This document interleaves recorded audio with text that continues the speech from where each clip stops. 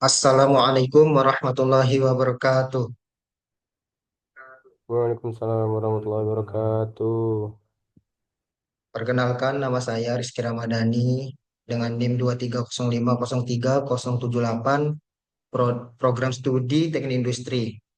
Sebelumnya, terima kasih kepada Ibu Dr. Mary Andriani, STMT, selaku dosen pengampu mata kuliah pemodelan sistem.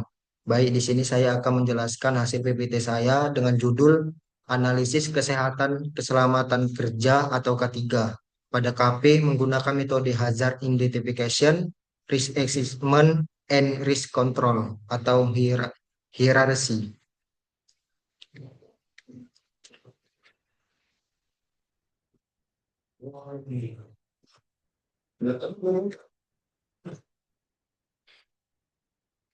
Baik, di sini ada latar belakang. Kafe merupakan tempat yang menyajikan minuman dan makanan ringan dengan suasana santai, serta berperan sebagai ruangan interaksi sosial dan destinasi wisata kuliner.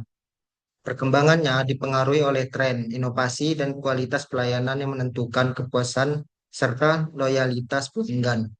Namun, di balik kegiatan operasionalnya, aspek kesehatan dan keselamatan kerja sangat penting untuk melindungi karyawan dari resiko seperti luka bakar, terpeleset, atau cedera akibat peralatan kerja. Oleh karena itu, penerapan metode hierarki atau hazard identification, risk assessment, and risk control di KP seperti KPCN di Kota Langsa menjadi langkah strategis untuk mengidentifikasi potensi bahaya, menilai tingkat risiko, dan menentukan pengendalian yang tepat agar tercipta lingkungan kerja yang aman dan efisien. Kemudian landasan teori hazard identification, risk assessment, and risk control atau hierarki merupakan metode sistematis untuk mengenali potensi bahaya, menilai tingkat risiko, dan menentukan langkah pengendalian agar kecelakaan kerja dapat dicegah. Prosesnya meliputi identifikasi bahaya seperti fisik, kimia, biologis, ergonomis, dan psikososial. Penilaian risiko untuk menentukan tingkat kemungkinan dan dampak, serta pengendalian risiko melalui eliminasi, substitusi, rekayasa teknis, administrasi, atau penggunaan alat pelindung diri atau APD. Penerapan hierarki tidak hanya membantu organisasi memenuhi standar keselamatan kerja, tetapi juga mendorong terciptanya budaya kerja yang proaktif, mengurangi resiko, menjaga kesejahteraan pekerja, dan meningkatkan produktivitas. Baik, di sini ada metodologi penelitian. Penelitian ini dilakukan pada tanggal 29 September 2025 di KPCN yang beralamat di Jalan Jenderal Ahmad Yani, Kampung Tengok, Kecamatan Langsa Kota, Kota Langsa. Kemudian eh, metode penelitian ini terbagi dua variabel. Yang pertama variabel independen dan yang kedua variabel dependen. Variabel independen atau variabel bebas adalah faktor yang mengaruhi atau menjadi penyebab terjadinya suatu perubahan. Dalam penelitian ini, variabel independen yang digunakan adalah potensi bahaya di tempat kerja KP. Potensi bahaya yang dimaksud merupakan segala bentuk risiko yang muncul dari aktivitas kerja sehari-hari di KP, seperti proses penyeduhan minuman, penyajian ke pelanggan, serta kegiatan pembersihan area kerja. Kemudian variabel dependen atau variabel terikat adalah faktor yang dipengaruhi oleh variabel independen atau dengan kata lain merupakan hasil dari adanya potensi bahaya yang terjadi di tempat kerja. Dalam penelitian ini, variabel dependen yang digunakan adalah tingkat risiko dan pengendalian keselamatan kerja di KPCN tersebut. Variabel ini menggambarkan sejauh mana potensi bahaya yang muncul dalam aktivitas kerja sehari-hari dapat memengaruhi keselamatan dan kesehatan pekerja.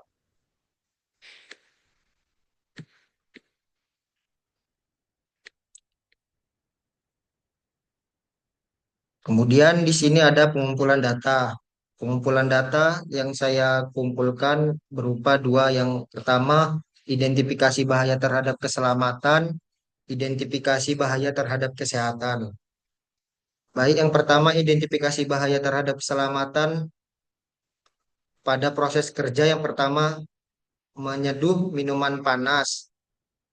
Bahaya yang terjadi tumpahan minum panas dan berdampak luka bakar. Yang kedua, proses kerja membuka kaleng susu. Bahaya yang terjadi tergores alat tajam. Dampaknya luka di tangan. Kemudian yang ketiga, membersihkan lantai atau area kerja. Bahaya yang terjadi lantai licin. Dampaknya terpeleset. Kemudian yang keempat, proses kerja menyajikan minuman. Bahaya yang terjadi gelas bisa pecah, kemudian dampak luka ringan. Dan kemudian di sini ada identifikasi bahaya terhadap kesehatan. Untuk proses pekerjaan, untuk proses kerjanya sama dengan proses kerja identifikasi bahaya terhadap keselamatan. Namun di sini bahaya dan dampaknya sedikit berbeda.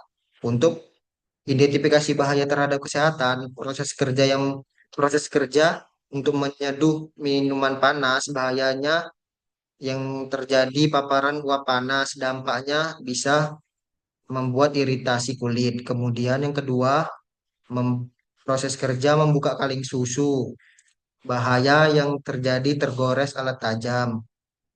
Kemudian dampaknya luka tangan. Yang ketiga, proses kerja membersihkan lantai atau area kerja. Bahaya yang terjadi paparan bahan kimia pembersih. Kemudian dampak gangguan pernapasan. Yang keempat, proses kerja menyajikan minuman. Bahaya yang terjadi kontaminasi minuman. Dampaknya keracunan makanan. Baik, di sini ada pengolahan data. Di sini ada dua tabel. Yang pertama penilaian bahaya dan yang kedua pengendalian bahaya. Pada tabel penilaian bahaya terdiri dari 7 bahaya. Yang pertama tumpahan minuman panas, yang kedua tergores alat tajam, yang ketiga lantai licin, keempat gelas pecah, yang kelima paparan uap panas, yang keenam paparan bahan kimia pembersih, dan yang ketujuh kontaminasi minuman. Di sini pada tabel penilaian bahaya ada ada empat. Yang pertama kemungkinan, kategori resiko, dan kategori resiko. Untuk bahaya yang pertama kemungkinannya dua, kategorinya tiga, untuk resikonya 6. Kategori resikonya sedang. Untuk bahaya yang kedua kemungkinannya satu, kategori tiga, resikonya menjadi tiga. Kategori resikonya rendah. Kemudian yang ketiga, kemungkinan satu, kategori tiga, resiko tiga. Kategori resikonya rendah. Kemudian yang ketiga, kemungkinan tiga, kategori empat, resikonya 12. Kategori resikonya tinggi. Kemudian yang keempat, kemungkinan dua, kategori dua, resiko empat. Kategori resiko rendah. Kemudian yang kelima, kemungkinan tiga, kategori dua, risiko 6, kategori risiko sedang. Kemudian yang keenam, kemungkinan dua, kategori tiga, risikonya 6, kemudian kategori risiko sedang. Setelah itu yang ketujuh, kemungkinan tiga, kategori tiga, risiko 9, kategori risiko sedang. Baik, di sini ada keterangan penilaian bahaya yang mana nilai-nilai tersebut mempunyai keterangan seperti pada tabel ini. Nilai satu, 2, 3, 4. Kemungkinan untuk nilai satu jarang terjadi. Untuk keparahan yang ke satu cedera ringan atau tidak berarti. Nilai yang kedua, kemungkinan kadang terjadi keparahan luka ringan. Kemudian nilai yang ketiga, kemungkinan sering terjadi untuk keparahan cedera sedang.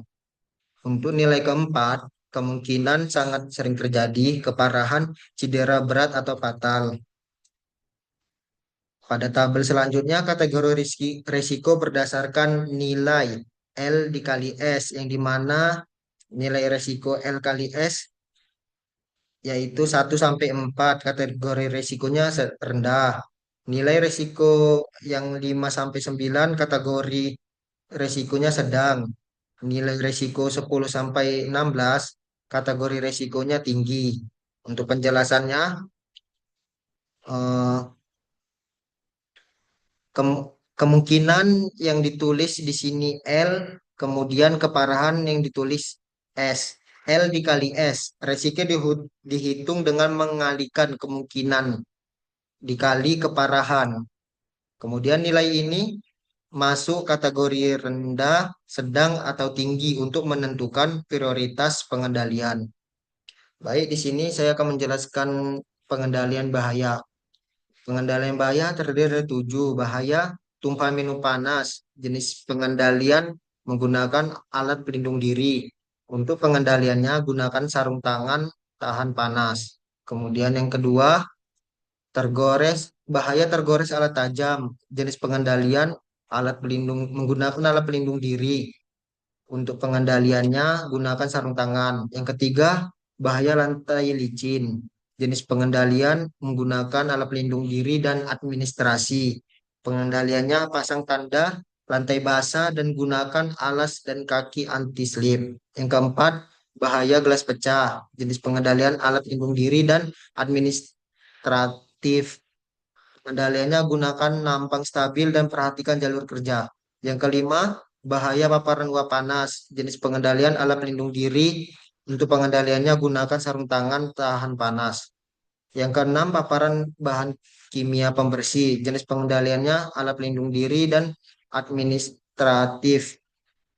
Pengendaliannya gunakan masker, sarung tangan, dan ventilasi yang baik. Kemudian yang ketujuh, bahaya kontaminasi minuman. Jenis pengendaliannya administrasi, kemudian pengendaliannya cuci tangan dan gunakan alat pembersih.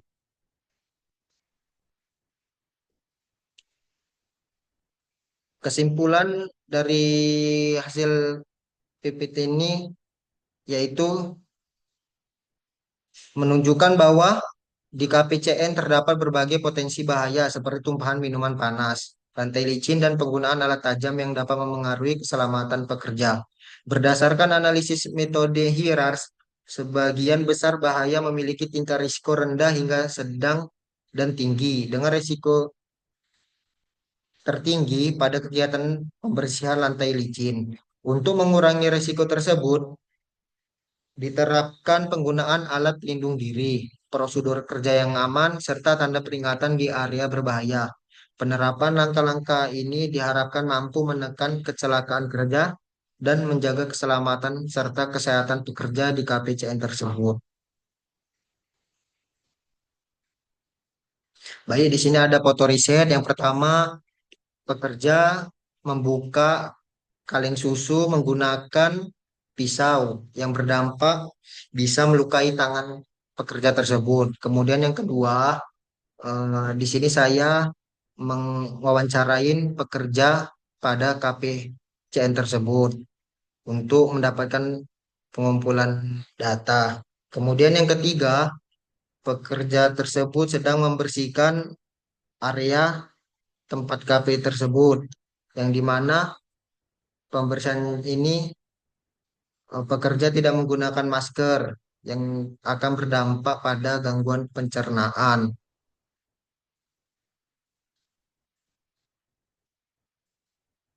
Sekian dari presentasi kami sekian dari presentasi saya. Apabila ada yang ingin ditanyakan, saya persilakan.